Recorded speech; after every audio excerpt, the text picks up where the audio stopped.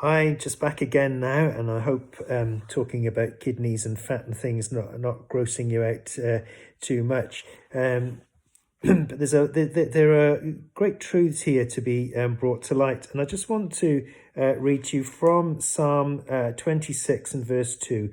Examine me, O Lord, and prove me. Try my mind and my heart.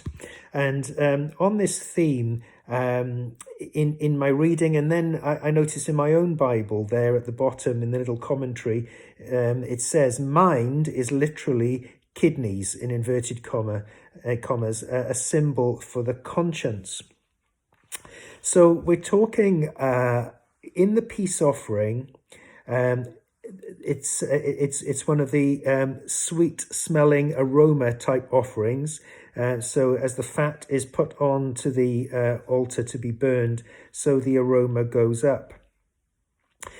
This talks about our hidden parts, doesn't it? It talks about our innermost being, and it talks about those things that are hidden from sight and yet very active. You know, the fat, the omentum over the bowels and over the kidney area, and then the separate fat areas around the kidneys and spleen for protection. They've got a real function and a role. They're part of the immune system as well as physically protecting. But what goes on in our innermost being can often have a profound effect on who we are as people, can't it? And it's interesting that this fat here, this reference to conscience, the kidney area, etc., had to be burned up. Because if we're walking in a place where our conscience is troubled, then that's going to steal our peace, isn't it? And those things that are going on in our innermost parts are the things that really do steal our peace.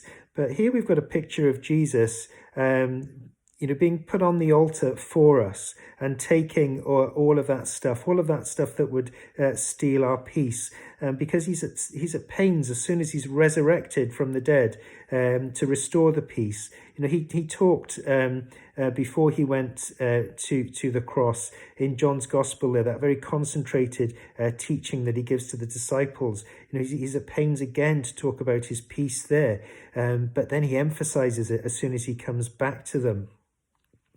The other thing going on from that is that they took the parts of the offering, for instance, a bullock, they would take that away. The bits that had been given to the priest would be consumed by them and raised up to the Lord.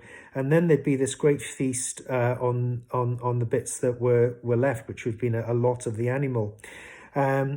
So there were bits that were burned, there were bits that were offered to the priest, there were bits then that were retained, and often there would be this feast, and there would be great rejoicing with the family, and often it was given to the poor as well, to bless the poor, as this peace offering had been given. And it really made me think of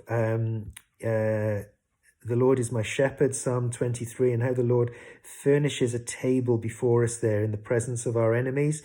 How, he is our peace offering, just helps us to feast there. Even when our enemies are closing in, they can't steal our peace, because the peace of the Lord is unfathomable.